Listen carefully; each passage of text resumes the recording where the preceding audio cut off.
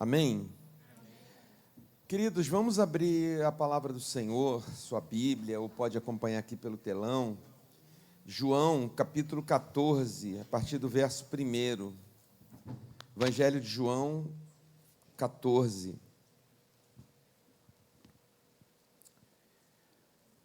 Diz assim: Não se turbe o vosso coração, credes em Deus, crede também em mim. Na casa de meu Pai há muitas moradas. Se assim não fora, eu vô-lo teria dito, pois vou preparar-vos lugar. E quando eu for e vos preparar lugar, voltarei e vos receberei para mim mesmo, para que onde eu estou estejais vós também. E vós sabeis o caminho para onde eu vou. Disse-lhe Tomé: Senhor, não sabemos para onde vais. Como saber o caminho? Respondeu-lhe Jesus: Eu sou o caminho e a verdade e a vida. Ninguém vem ao Pai senão por mim. Se vós me tivesses conhecido, conheceríeis também a meu Pai. Desde agora o conheceis e o tendes visto. Replicou-lhe Filipe: Senhor, mostra-nos o Pai e isso nos basta. Disse-lhe Jesus: Filipe, há tanto tempo estou convosco e não me tendes conhecido. Quem me vê a mim, vê o Pai. Como dizes tu, mostra-nos o Pai? Não creis que eu estou no Pai e que o Pai está em mim? As palavras que eu vos digo, não as digo por mim mesmo, mas o Pai que permanece em mim faz as suas obras. Crede-me que eu estou no Pai e o Pai em mim. Crede ao menos por causa das mesmas obras.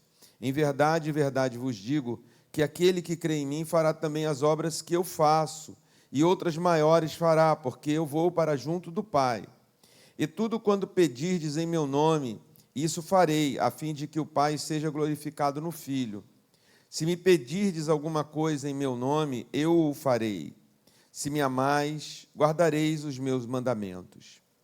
E eu rogarei ao Pai, e ele vos dará outro Consolador, a fim de que esteja para sempre convosco. O Espírito da verdade, que o mundo não pode receber, porque não o vê, nem o conhece. Vós o conheceis, porque ele habita convosco e estará em vós. Não vos deixarei órfãos, voltarei para vós outros. Ainda por um pouco, e o mundo não me verá mais. Vós, porém, me vereis, porque eu vivo, vós também vivereis. Naquele dia, vós conhecereis que eu estou em meu Pai, e vós em mim, e eu em vós. Aquele que tem os meus mandamentos e os guarda, esse é o que me ama. E aquele que me ama será amado por meu Pai. E eu também o amarei e me manifestarei a ele. Disse-lhe Judas, não o Iscariotes: De onde procede, Senhor, que estais para manifestar-te a nós e não ao mundo? Respondeu Jesus: Se alguém me ama, guardará a minha palavra, e o Pai o amará, e viremos para ele, e faremos nele morada. Quem não me ama não guarda as minhas palavras, e a palavra que estás ouvindo não é minha, mas do Pai que me enviou. Muito bem, queridos, nesse momento da vida de Jesus, dos evangelhos, da revelação de Jesus, é o momento em que ele estava na última ceia com os seus discípulos. O Judas Iscariotes, nessas alturas, já tinha saído, era uma quinta-feira. Judas Iscariotes já tinha saído para entregar Jesus a aqueles seus inimigos que queriam matá-lo, e vão fazer isso, vão fazer ali depois uma tramóia na madrugada de quinta-feira. Na sexta-feira, Jesus já está na cruz. Mas, enquanto isso, nessa ceia que começou à tarde, quinta-feira, Jesus fala muitas coisas que João, que escreveu esse evangelho, ele registra as palavras de Jesus. Os outros evangelistas falam algumas coisas que Jesus fez durante a ceia, mas João registrou o que Jesus falou durante a ceia, além do que ele fez. Ele lavou, no capítulo 13, lavou os pés aos discípulos, o que era um momento íntimo, um momento que eles estavam na véspera da Páscoa, que seria no outro dia. Eles, evidentemente, não sabiam o que iria acontecer, eles estavam com uma grande expectativa do que haveria, o que Jesus faria, porque já tinham ido algumas vezes com Jesus, poucas vezes, a Jerusalém. Mas essa semana era diferente. Quando foi no domingo, Jesus foi recebido por peregrinos que tinham ido passar a Páscoa em Jerusalém e por alguns seguidores que já vinham com ele. Ele tinha ressuscitado Lázaro. Jesus estava, assim, no auge da sua fama, da sua boa fama. Então, ele trazia seguidores, ele trazia peregrinos que estavam em Jerusalém já, que Jesus está chegando. Foram essas pessoas que o saudaram no domingo: Hosana, Hosana ao rei, Hosana ao filho de Davi, bendito é o que vem em nome do Senhor. Na segunda-feira, Jesus voltou a Jerusalém, voltou ao templo, que ficava em Jerusalém, e você sabe daquela passagem que Jesus fez um chicote e quebrou as bancas dos cambistas, dos vendedores.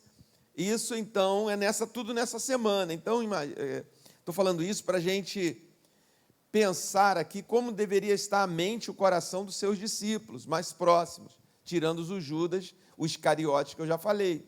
Uma expectativa, o que vai acontecer, que poderá vir no próximo dia, amanhã é o grande dia da Páscoa, sexta-feira.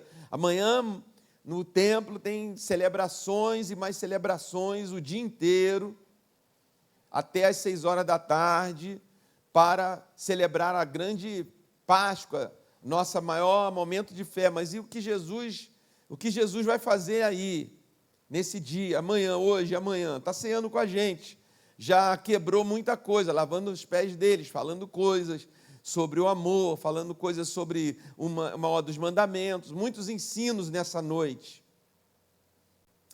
E então, ainda no capítulo 13, Jesus vem e fala, olha, o Simão perguntou: Senhor, para onde vai? Porque ele tinha dito: eu vou lhe dar um novo mandamento, que vos dou, que vos ameis uns aos outros, assim como eu vos amei, que também vos ameis uns aos outros. Nisto conhecereis todos que são meus discípulos, se tiverdes amor uns aos outros. E então Pedro perguntou: e para onde o Senhor vai? Respondeu Jesus: para onde eu vou não me podes seguir. Agora, mais tarde, porém, me seguirás. Replicou Pedro: Senhor, por que não posso seguir-te agora? Porque a ti darei a própria vida. Respondeu Jesus: darás a vida por mim? Em verdade, te digo que jamais cantará o galo antes que me negue 3 vezes, naquela noite. Você sabe que já de manhã o galo já tinha cantado 3 vezes e Pedro já tinha negado 3 vezes. Mas nesse momento, então está essa pergunta: para onde o senhor vai? Eu vou com o senhor, você não pode ir comigo, você vai saber depois. Não, eu dou minha vida por você. E aí entra nesse assunto de para onde o senhor vai. Porque isso deve ter gerado uma ansiedade, ou uma angústia, porque Jesus começa o capítulo 14 dizendo: não se turbe o vosso coração, ou seja, não se angustiem, não fiquem tristes. O vosso coração credes em Deus, crede também em mim. Então o assunto virou para cá. Depois que Pedro faz essa pergunta e Jesus responde, então o assunto, os discípulos ficaram angustiados. Como assim ele vai? Quer dizer que não vai acontecer nada? Quer dizer que vai para onde? E a gente não vai junto? Acabou aqui, é isso? Depois dessa ceia, amanhã, o Judas Iscariotes já tinha até perdido qualquer esperança com Jesus, por isso que ele foi trair. Porque Jesus foi uma decepção para ele, não vai fazer nada. Depois de tudo ser saudado como rei, o rei de Israel está aqui pregando só, falando, mas não está fazendo nada. Então, o coração de Judas, o Iscariote, já estava voltado para o diabo, ele foi lá concretizar o que estava no coração dele entregando Jesus. Mas esses ficaram tristes. Tudo vai acabar agora, esse grande momento. Irmãos, nessa noite eu queria compartilhar com os irmãos. Aqui nós temos, né, os discípulos, pelo menos que estão registrados, que falaram, que perguntaram a Jesus. Está o Pedro, está o Tomé, o Filipe e o Judas não Iscariotes. Os quatro, o Pedro já citei. Os quatro vão fazer perguntas a Jesus. Para onde o senhor vai? E aí Jesus responde para eles. Na casa de meu pai há muitas moradas, eu vou preparar lugar para vocês. E quando eu for preparar lugar, voltarei e vos receberei para mim mesmo, para que onde eu estou estejais vós também. E vós sabeis o caminho, e vocês sabem o caminho para onde eu vou. E aí o Tomé disse, Senhor, como nós vamos saber para onde vais? Senhor, como não sabemos para onde vais, como saber o caminho? Então nós temos a primeira pessoa aqui, que é o Pedro, impetuoso, impulsivo. Eu vou, nem sabe para onde vai, Jesus só está dizendo que vão, mas ele já diz, eu vou com o Senhor, eu vou com o Senhor. O Pedro, irmãos, para mim, ele representa um tipo de seguidor de Jesus. Nós somos esses seguidores de Jesus que estão aqui. Nós temos essa fé em Jesus, por isso estamos aqui nessa noite. Nós cremos em Jesus, mas nós vivemos também as nossas angústias, porque não temos muitas respostas. Não temos respostas, às vezes, para o básico da vida, quanto mais essas questões que Jesus estava colocando aqui, não é? Então, esses quatro personagens representam muitos de nós. O Pedro, como eu estava dizendo, impulsivo. Eu vou, não sabe para onde, mas vai. Eu vou com o Senhor, por emoção, por emocionalismo, né? Eu vou te seguir, eu vou dar a minha vida por você.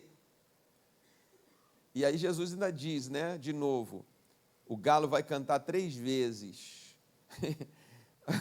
O galo vai ser a testemunha dessa sua emoção, como a sua emoção vai terminar logo, quando você vir a realidade, o propósito, quando você tiver de encarar a sua fé com a realidade, um galo vai testemunhar como a sua emoção, diante de um galo você vai ficar com vergonha. O Tomé, ele já representa um outro tipo de seguidor de Jesus, o inteligente, o lógico. Peraí, o que o Pedro não fez, o Tomé fez. O Pedro diz, eu vou para onde? Aí o Tomé faz essa pergunta, vou para onde? Se nós não sabemos para onde o Senhor vai, como que nós vamos saber o caminho? Não é muito inteligente essa pergunta? Como é que eu vou saber? Olha, eu vou sair. Já a pessoa fala assim, irmãos, eu estou saindo daqui agora, e depois vocês vão me seguir. Como se a gente não sabe para onde o senhor está indo, como é que a gente vai te seguir? Como é que a gente vai saber o caminho? Ele é o inteligente, ele é o lógico do grupo. Acho que Tomé talvez seja o mais inteligente desse grupo de discípulos de Jesus, que usava a razão, assim, usava a inteligência. As perguntas dele, os momentos. A gente fala que Tomé é famoso por dizer, era o cara que duvidava. Eu não acho que ele fosse o cara que duvidava, eu acho que ele era o cara que raciocinava, usava a lógica. Mas ele quis conhecer Jesus, Pedro quis conhecer Jesus, os planos de Jesus, pela emoção. Tomé quer conhecer os planos de Jesus pela lógica, quer aplicar a lógica. Jesus, não dá para te seguir. Você não sabe para onde o senhor vai, como é que a gente vai saber o caminho? E a resposta de Jesus vem, eu sou o caminho, a verdade e a vida, ninguém vem ao Pai senão por mim. Aí vem no verso 8 o Filipe. O Filipe já diz, mostra-nos o Pai, e isso nos basta. Esse é outro tipo de seguidor de Jesus, o místico, o seguidor místico, quer ver sinais, quer ver coisas sobrenaturais, para crer, para saber. Olha, Jesus já tinha dito, não fique angustiado, fique em paz, eu vou preparar lugar para vocês, vou fazer uma coisa boa para vocês, confiem, creiam. Aí começou essa série de perguntas. Então, Jesus já tinha resolvido o problema da angústia deles. Jesus já tinha resolvido o problema da ansiedade deles, que é o nosso problema atual. Nós estamos sendo arrastados pela correnteza da ansiedade. Essas perguntas que moveram os discípulos estão em nós. Queremos paz, queremos solução, queremos ter um encontro com Deus, queremos ficar de boa, né? É muita pressão em cima de nós, é muita coisa para fazer nesse tempo que a gente vive, é muita opressão, pressão, estresse que causa essa correnteza de ansiedade, de vazio, de angústia. Então, por isso que a palavra de Jesus é para nós: não se turbe o vosso coração, não se angustiem. Mas, então a gente quer soluções de Jesus, quer emoções, ou quer a lógica, como falei do Tomé, ou agora de Filipe, quer a parte mística. Me dá um sinal, eu vou me acalmar.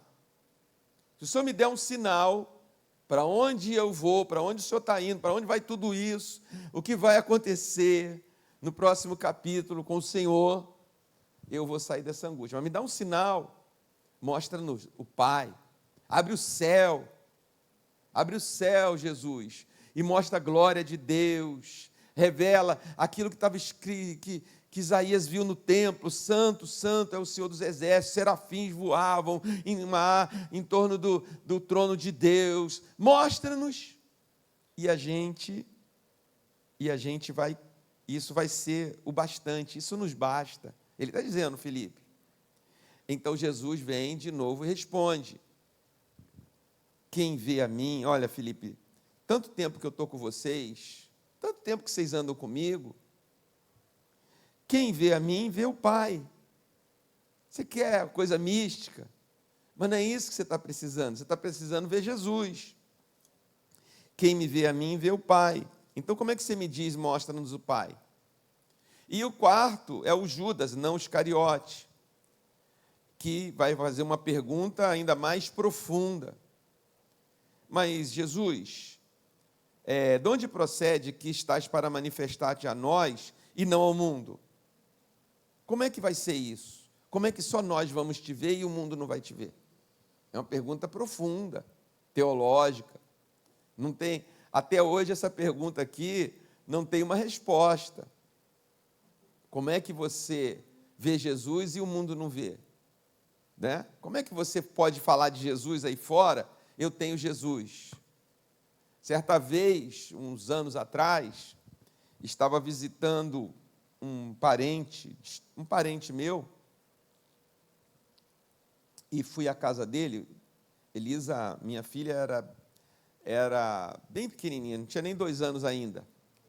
E nós fizemos aquela visita, e fazia muitos anos que eu não via aquele primo. E aí, a esposa dele é muito religiosa. E então ele estava falando, aí eu contando um pouco que ele tinha me visto, eu praticamente era criança, muitos anos passaram, agora nos encontramos, o adulto e tal. E aí eu contando, aí eu falei assim, mas aí eu tive um encontro com Jesus. E ela ela não ficou nem ali, lá do interior da casa dela, falou: que conversa é essa? Ninguém tem encontro com Jesus. Que conversa é essa? Ninguém tem encontro com Jesus. Aí ele deu assim, para com isso. Mas realmente, isso ainda é quando você fala assim, eu tive um encontro com Jesus, falei com Jesus hoje, Jesus me disse. Como assim? Outra vez, isso aconteceu aqui em Santa Bárbara do Oeste, no velório do irmão João. Estava fazendo o funeral dele lá no cemitério, no velório. Então, a palavra que o Senhor colocou no meu coração para falar foi em Gênesis, Enoque andou com Deus. E eu citei isso e falei: o irmão João andou com Deus. No último ano de vida, ele levou 80 anos para aceitar Jesus, conhecer Jesus, e um ano para cá ele andou com Deus. Eu sou testemunha disso. As coisas que eu ia visitar ele falava, aquela presença de Deus na vida dele e tal. E tal. Quando eu saio assim ali, aí uma pessoa, um senhor me chamou, por favor, bem educadamente, né? Me chamou assim, viu? Eu estava com, acho que era essa Bíblia mesmo, embaixo do braço, assim, ele falou, mostra aí na Bíblia onde que Enoque andou com Deus. Aí eu peguei inocentemente, né? Lógico, aqui, está escrito, quando ele ficou igual um galo, assim, né? Que conversa é essa? Que ninguém pode andar com Deus, você quer enganar quem? E saiu gritando ali no cemitério, né? Foi até constrangedor, ainda bem que estava quase lá fora. Né? Você quer enganar quem? Você não engana ninguém, dizendo que alguém pode andar com Deus. Porque ele também é um homem religioso. Inclusive o Júlio viu essa cena e falou, eu conheço esse senhor, ele é muito religioso. Né? Então, na religião dele, deve ensinar lá que você precisa de intermediários, que Deus está tão longe, assim como a minha prima lá, Deus está tão longe que ninguém tem acesso, você precisa de alguém, né? Vocês estão entendendo, né? Você precisa de alguém para chegar lá, para pedir para você, porque você é tão pecador, e Deus, como que você está se achando que anda com Deus, que alguém anda com Deus? Então essa é uma pergunta que Judas está fazendo. Como é que a gente vai ver o Senhor e o mundo não? Pergunta profunda, como é que você responde isso? Como é que você responde isso na prática, né? Mas Jesus disse, se alguém me ama, guardará a minha palavra, e meu Pai o amará, e viremos para ele e faremos nele morada. Né? Que coisa boa, né, irmãos? Como Jesus revela para seus seguidores essa dinâmica de que não fui, mas estou aqui. Não estou agora, fui, mas estarei com vocês. Então não fiquem angustiados, não. Então, quebra o emocionalismo, o racionalismo, o misticismo de Filipe e a teologia de Judas. Judas era o teólogo do grupo. Né? Essa pergunta que ele fez, a última é bem teológica. Como é que a gente vai ver o mundo não? Como é que é isso? Então Jesus responde, olha, eu sou o caminho, a verdade e a vida. O caminho que a razão procura, o caminho que a nossa angústia procura, não é um caminho, não é o caminho, a religião se torna um caminho, não é? A doutrina se torna um caminho. O conhecimento de Deus pode se tornar um caminho. Mas o caminho é o próprio Jesus. O caminho é Jesus. Então ele está chamando os seus discípulos para se fixar nele, sua fé nele, assim como está falando conosco hoje. Sua fé não deve estar num caminho, por melhor que ele seja, que por uns dias sejam bons, mas nele mesmo. Eu sou o caminho, a verdade e a vida. Tá, então vamos continuar. Tá bom, já resolveu a pergunta de Tomé. Então o caminho é seguir o Senhor que a gente vai chegar lá, beleza. Mas como que a gente vai ver essa glória, né? Como que a gente vai saber que está se seguindo? Ele continua, quem me vê, vê o Pai. A mística que a gente precisa está em Jesus. Essa vida sobrenatural que tanto falam, esse negócio todo. Irmãos, nós temos vivido um tempo tão difícil que, um tempo atrás, quem tem aqui mais de 20 anos como seguidor de Jesus há de lembrar que se falava muito em avivamento. Avivamento.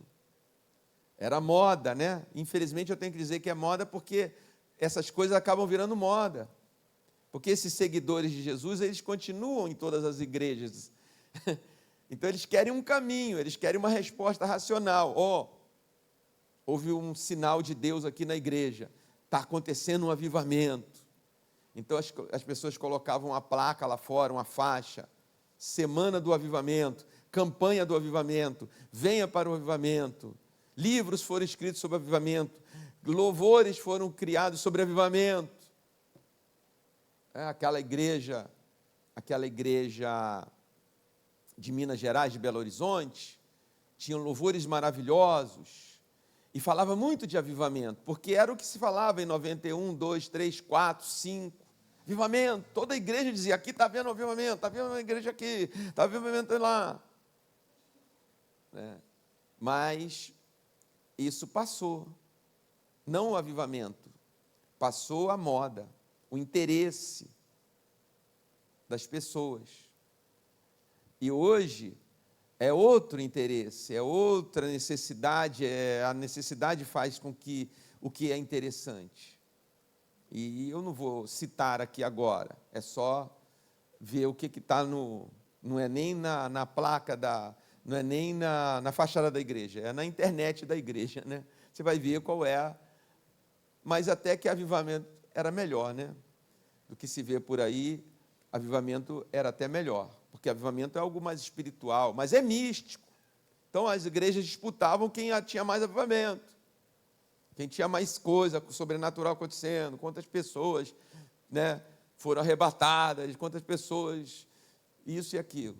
Infelizmente, hoje, a coisa não está tão para o céu, está mais para a terra, né, eu diria. Mas Jesus continua dizendo. Então, o que nós devemos guardar? Ele disse, respondendo ao Filipe, as palavras que eu vos digo, não as digo por mim mesmo, mas o Pai que permanece em mim faz as suas obras. Crede que eu estou no Pai e o Pai em mim, crede ao menos por causa das mesmas obras. Em verdade vos digo que aquele que crê em mim fará também as obras que eu faço e outras maiores fará, porque eu vou para junto do Pai. E tudo quanto pedirdes em meu nome, isso farei, a fim de que o Pai seja glorificado no Filho. Se me pedirdes alguma coisa em meu nome, eu o farei. Se me amais, guardareis os meus mandamentos. Então ele está dizendo, vocês não vão me ver daqui a pouco, mas as minhas palavras estarão em vocês. E se vocês me amam, vocês vão guardar as minhas palavras. Vocês não vão guardar as emoções, vocês não vão guardar os ensinos, vocês não vão guardar os caminhos criados, as modas. Mas se vocês guardarem as minhas palavras permanentemente, como eu e o Pai somos um, eu e o Pai estaremos em vocês. Vocês se tornarão, e aqui ele passa a falar de algo extraordinário, que até eu, se estivesse lá até hoje, se eu estivesse lá, eu falei, eu não estou entendendo nada. Estou entendendo nada. Ele está dizendo que a gente não vai vê-lo, mas ele vai fazer morada em nós, ele e o Pai vão fazer morada em nós. E ainda acrescenta um outro elemento depois das palavras. Ele diz, olha, eu vou rogar ao Pai, e ele vos dará outro consolador, a fim de que esteja para sempre convosco o Espírito da verdade, que o mundo não pode receber, porque não o vê, nem o conhece. Vós o conheceis, porque ele habita convosco e estará em vós. Não vos deixarei órfãos, voltarei para vós outros. Ainda por um pouco e o mundo não me verá, mas vós, porém, me vereis, porque eu vivo, vós também vivereis. E aqui ele promete o Consolador, que é o Espírito Santo. O Consolador, essa palavra Consolador, quer dizer o substituto. O substituto de Jesus na terra é o Espírito Santo. Ele, nosso Deus, é Pai, Filho e Espírito Santo. Ele está dizendo aqui, eu e o Pai, e agora ele fala, e eu vou rogar ao Pai e ele enviará o Consolador, o meu substituto, que o mundo não vê, mas ele estará em vocês. E se vocês me amam, se vocês guardam a minha palavra, o Consolador vai lembrar tudo o que eu tenho ensinado para vocês. E se vocês assim permanecerem, como ele respondeu para Judas, viremos para ele e faremos nele morada. Essa palavra morada quer dizer família. Isso quer dizer, Jesus está revelando aos seus discípulos que ele veio a este mundo através da sua obra para formar uma família. Ele veio para formar uma família. Essa morada não é uma, igual eu imaginava antigamente. Jesus foi preparar a morada, foi fazer um condomínio, né? Vou morar aqui. Como será a cor da minha casa no céu que Jesus foi preparar para mim? Como será a minha vizinhança? Como será o meu condomínio celestial? Porque a gente pensa em morada, sempre casa. A gente pensa num prédio, num apartamento, num edifício. Mas essa palavra morada não quer dizer isso. A palavra morada, traduzido do original, quer dizer família. O oikos. Oikos quer dizer lar, família. Então ele está dizendo, revelando para os seus discípulos, o negócio é que vocês vão se tornar a família de Deus na terra. Vocês terão o caminho que é o Filho, vocês terão o Consolador enviado pelo Pai, e se vocês guardarem as palavras, o Pai, o Filho, fará de vocês a sua família na terra.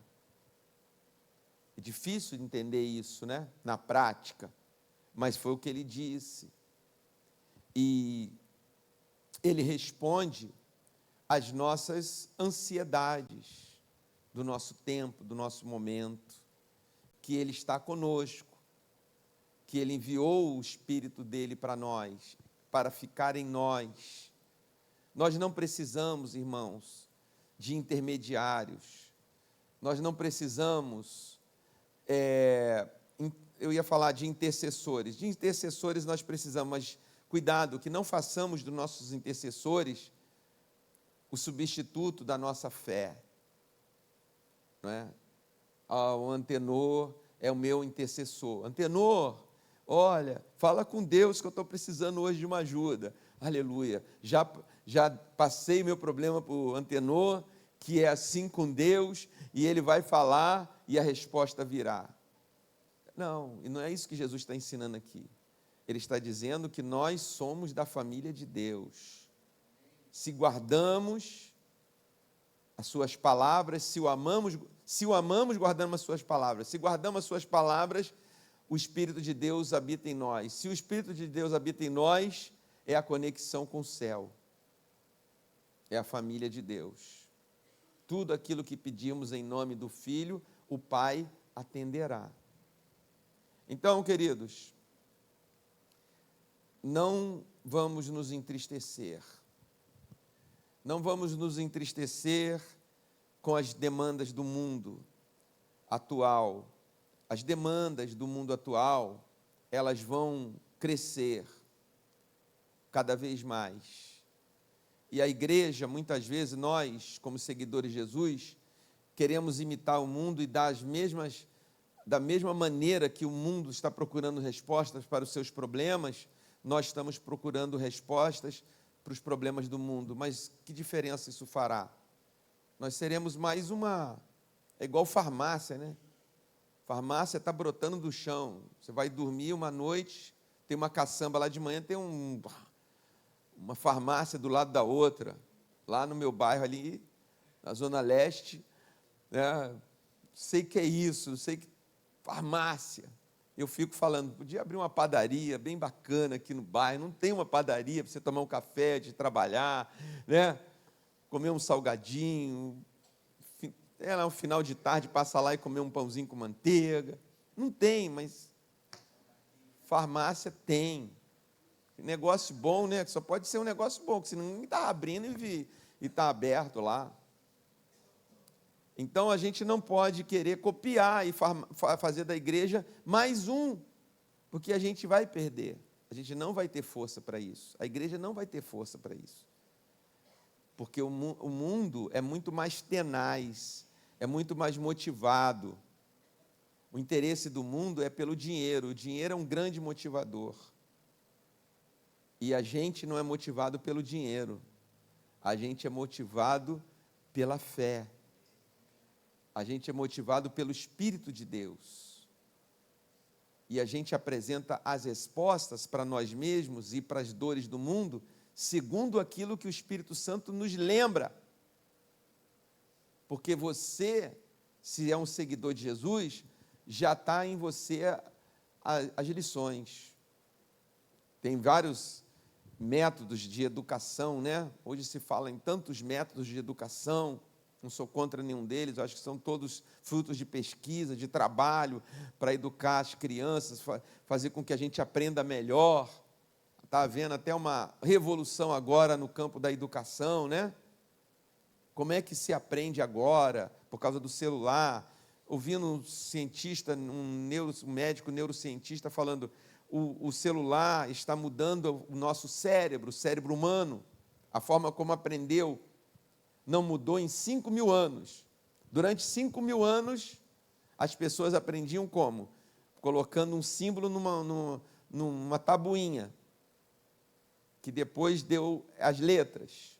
Então, o nosso cérebro se acostumou a aprender assim, os sinais, os símbolos, ali, ó, a saída está para lá, qualquer coisa saia correndo por ali. Meu cérebro agora está ensinando o meu cérebro, essa tecnologia, a se reformatar. E isso tem um impacto em tudo. Tem um impacto nos sentimentos, tem um impacto nos pensamentos, tem um impacto nas crianças, porque o professor chega lá e quer ensinar de maneira analógica, de 5.000 anos atrás. Só que a professora está balançando a cabeça, né? Sabe a dificuldade, né? Voltei 2 anos atrás já da aula, falei, meu Deus, né? E o que eu faço toda semana? Falo, né? Então é isso. Então você começa a perceber, já tem pesquisa, vai estudando, como é que eu vou me comunicar com essa geração? Então, o que acende? Porque os cérebros, ao contrário do meu e do seu, você ainda teve um modo analógico. Se faltar energia na sua casa, você vai fazer o quê? Qual a primeira coisa? Deu um apagão lá. Exatamente. Vai atrás de uma vela. Eu tenho até um lugarzinho que eu sei onde está a vela, porque se tiver na minha cabeça ficar muito escuro, eu vou achar no escuro. As velas estão lá. Analógico, cérebro analógico, aprendeu a se virar no escuro. 5.000 anos foi assim. Uma velinha serve. Agora, 1 hora sem WhatsApp no mundo, você lembra da ansiedade que deu ou não? A Europa lá deu um apagão, ficou sem energia, a Espanha, Portugal, tem amigo em Portugal que, está acabando, né, já, a ansiedade, né, no grupo aqui, olha, está apagando, será que é uma guerra nuclear? Será que os russos estão, né, fazendo um negócio para acabar com a nossa energia, ansiedade? Por quê? Porque não consegue mais viver sem essa telinha azul.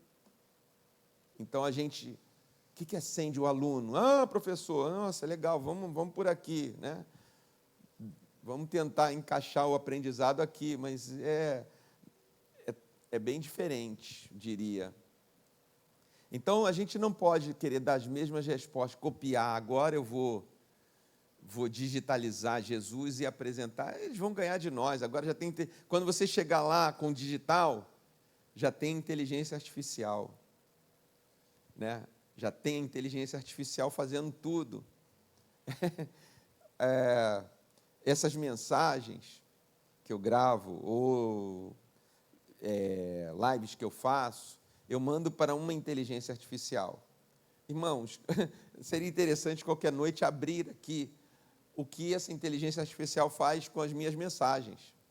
Vocês podem ver que eu coloco lá no grupo, já viram que eu coloco lá uns cortes com legenda? É a inteligência artificial que faz aquilo, não sou eu não. Eu ponho lá o sermão, 1 hora, 50 minutos, 45 minutos, joga lá. Em 10 minutos, mais ou menos, 10 minutos, a inteligência artificial transforma em uns 20, 30 cortes de 1 minuto. Todos esses cortes transcritos, tudo que eu falei vira uma palavra, tem um textinho, se eu quiser copiar e colar e virar botar lá no blog, pode colocar. Coloca a legenda e coloca a opinião. A opinião. a emoção que passou a minha voz. Você introduziu bem o assunto, mas podia ter ido mais por aqui. Podia ter dado um exemplo pessoal nessa hora. Podia ter falado, foi bom ter falado, com certeza, do apagão na Espanha. Foi bom fazer essa conexão com o apagão em Portugal, na Espanha. Mas poderia ter dito sobre os efeitos da falta disso na psicologia. Em cada cortinho desse tem 4 análises de gancho, o quanto eu chamei atenção para o que eu estou falando, porque hoje isso é importantíssimo na internet. A internet é lida assim, né? Olhou para a minha cara, não me chamou atenção. Por isso que você tem que ganhar a pessoa assim, antes dela piscar o olho. Eu estou aqui! O que esse maluco vai falar? Não vai falar nada, mas me fez um gancho. Eu estou aqui. Pronto, né? Então, cada cortinho desse, a inteligência artificial analisa como foi o gancho. Depois vem a coerência, que você falou, foi coerente. Depois vem o que isso interessa para a internet, o que isso interessa para o mundo. Isso tem um campo de interesse, essa fala sua? Tem. Aí ele me dá uma nota, que vai de 100 a... Eu nunca tirei 100, é sempre 99, aí vai baixando, 99, 96, 97, aí lá no 20º está em 76. Tudo por causa dessas análises. Esse gancho não foi bom, você não chamou muita atenção. Um professor, lembra quando o Silvio Santos faleceu? Aí no domingo eu falei, aí ele pegou e falou assim, aproveitar a comoção que está havendo com a morte de Silvio Santos. É até meio que assustador, cara. Em 10 minutos, todas essas palavras minhas viram essas coisas. Então, eu aproveito ali aqueles que ele considera melhor e distribuo nas minhas redes sociais, no Facebook, no Instagram, coloco nos WhatsApps, né? Porque foi o que teve maior pontuação, portanto, tocou mais nas pessoas. É isso que ele está dizendo. Isso aqui toca mais nas pessoas, dentro do seu assunto de Bíblia, de Jesus, de tudo.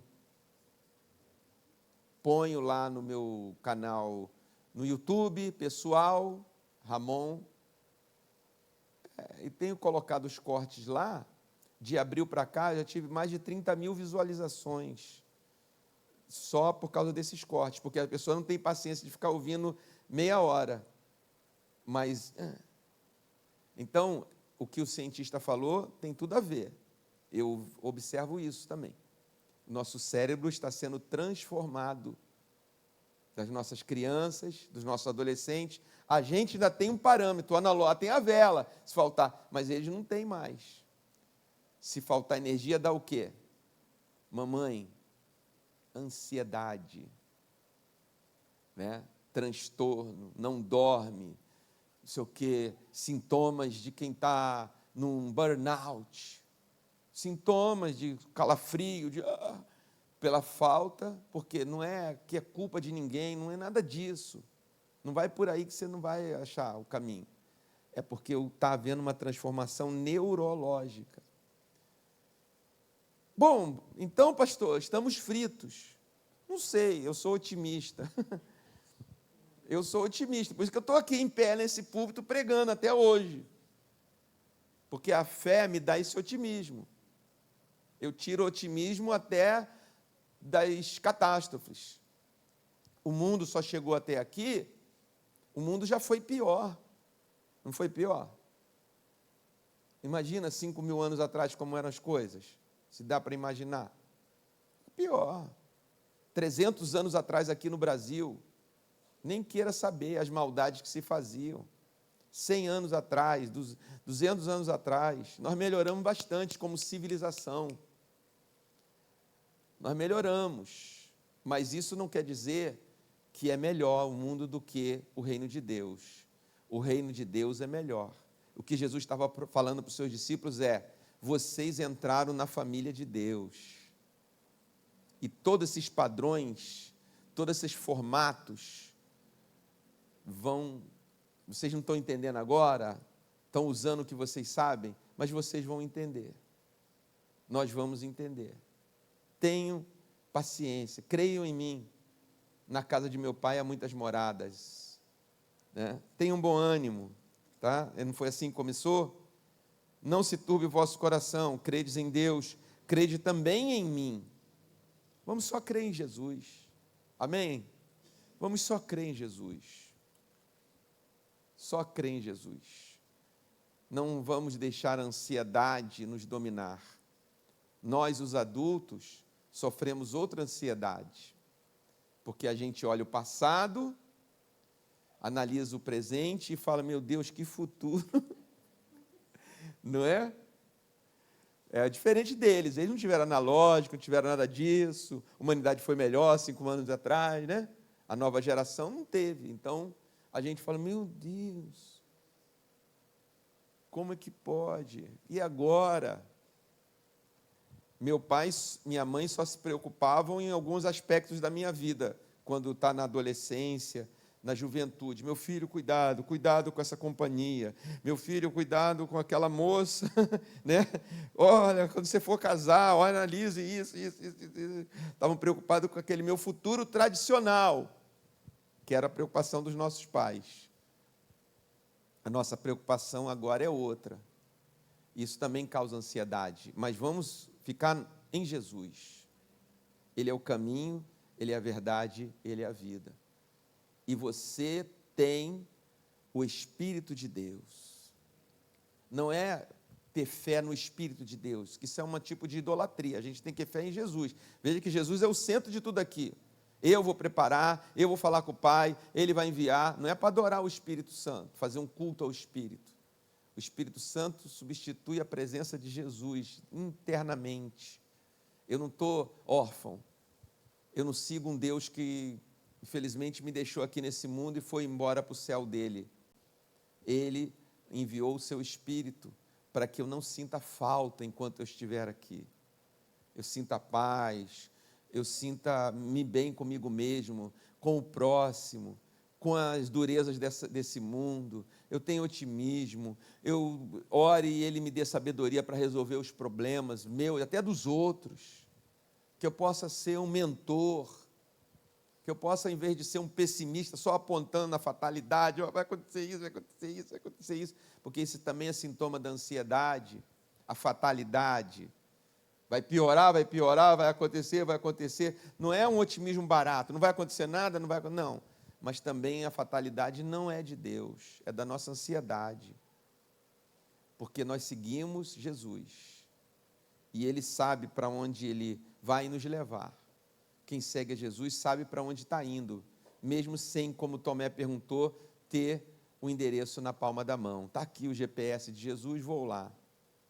Ele avisou, se chegarem aí pessoas dizendo, eis-me aqui, sou Jesus, não siga. Porque ele não se revelou dessa maneira. Então, nessa noite, queridos, eu quero convidar você para orarmos juntos. A oração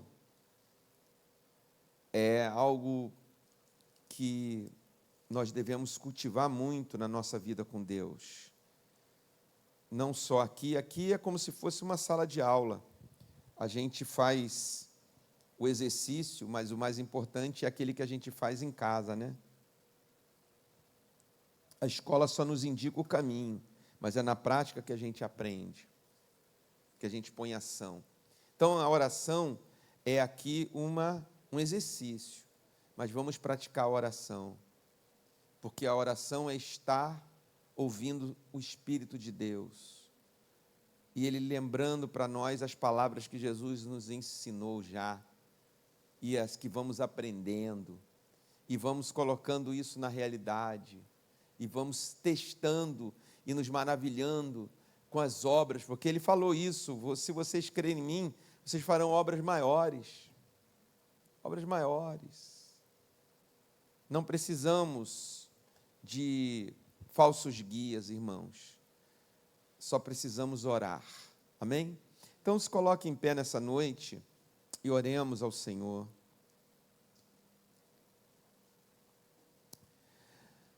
Senhor Jesus, nessa noite, te dou graças por estarmos aqui na Tua presença, te louvando, te adorando, Senhor. Te dou graças pelos instantes que oramos neste culto, que celebramos com os cânticos, que falam ao nosso coração, que a gente pode falar com o Senhor. Mas nesse momento, Senhor, nesta oração, nós nos colocamos aqui diante do Senhor, sem sermos Pedros impetuosos, dizendo que vamos fazer ou deixar de acontecer, sem fazermos promessas, que até um galo pode quebrar, se a gente não tiver a força necessária, ou talvez como um Tomé, usando a nossa inteligência para somente ficar na dúvida, na crítica, que é a base da ciência moderna. Ou talvez fiquemos como Filipe, pedindo uma coisa mística, ou como Judas, fazendo uma pergunta teológica que não tem resposta, porque não tem nenhuma base de experiência para responder. Nós queremos ficar na oração. A oração não é um silêncio, a oração é um estado de espírito, Jesus. Nos ensine a ficar nesse estado de espírito, onde ouvimos o Teu Espírito que o Senhor já enviou para os Teus seguidores. Fiquemos a ouvir a lembrança, o que o Teu Espírito traz à memória, ativando as palavras do Senhor para se tornarem parte de nós, da nossa palavra, parte do nosso comportamento, moldado pelos Teus ensinos, tendo a alegria de sermos morada do Deus Trino, que diz: o Espírito estará em você e o Espírito trará o Pai e o Filho, por causa desse amor relacional. O Pai e o Filho também virão e farão morada em você. Não é a questão de ir, o Senhor vem. Basta nos esperar na oração, basta nos esperar na contemplação do que o Senhor faz e irmos, porque nós não, Senhor Jesus, podemos competir com o mundo. Nós vamos perder, já perdemos de saída. Não temos os recursos, não temos as habilidades, não temos as mesmas motivações, os mesmos amores, as paixões que movem o mundo não é a que nos move. Vamos perder essa batalha, onde depende a história, uma geração. São 5.000 anos de história que estão sendo reorganizadas aqui pela humanidade. E nós estamos nessa encruzilhada, na mesma que os discípulos estavam quando o Senhor anuncia que vai embora. E um novo mundo chegou para eles, e eles não entendiam. E nós queremos ir com o Senhor sempre, porque o Senhor já estabeleceu para onde nós vamos. Nós não estamos perdidos aqui. Nós não estamos perdidos aqui. Nem nós, nem as gerações que o Senhor nos deu para mentorearmos, ensinarmos pela oração, ensinarmos nossos filhos, ensinarmos os teus seguidores mais novos, os filhos na fé do Senhor, que nascem a cada dia, são gerados pelo Espírito. O mesmo Espírito que está em nós gera filhos para o Senhor. E nós temos a missão de, como um pai educa um filho, uma mãe educa um filho, nós ensinarmos quem é Jesus, quem é essa família nova que eles chegaram na terra. Obrigado, Senhor, pela semana que passou. Abençoa a nossa nova semana, em tudo quanto fizermos, este mês de maio, que já está indo para a segunda quinzena, final já, mês 5, logo estaremos na metade do ano, Jesus, nessa velocidade, porque o nosso cérebro está sendo modificado, as suas percepções, e nós precisamos andar na tua caminhada, no teu ritmo, para não ficarmos doentes, para não ficarmos com transtornos que tiram a nossa paz, a nossa alegria que o Senhor colocou em nós. Livra-nos do mal.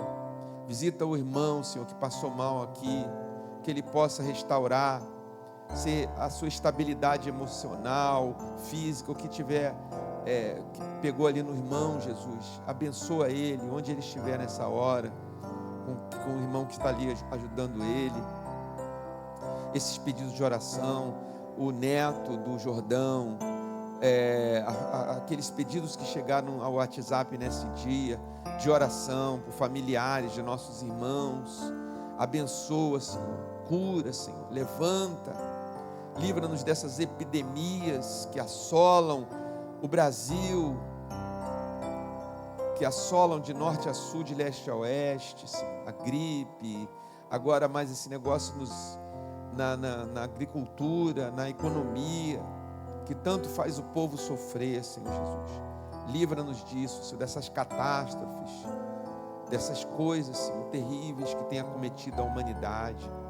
Nos livre para sermos testemunhas do livramento do Senhor e assim também, através disso, despertar a fé em outras pessoas pelo Senhor. Muito obrigado por tudo. E que o amor de Deus, o nosso Pai, que a graça do nosso Senhor e Salvador Jesus Cristo, que a comunhão e as consolações do Espírito Santo estejam conosco hoje e todos os dias, em nome de Jesus. Amém. Amém, queridos.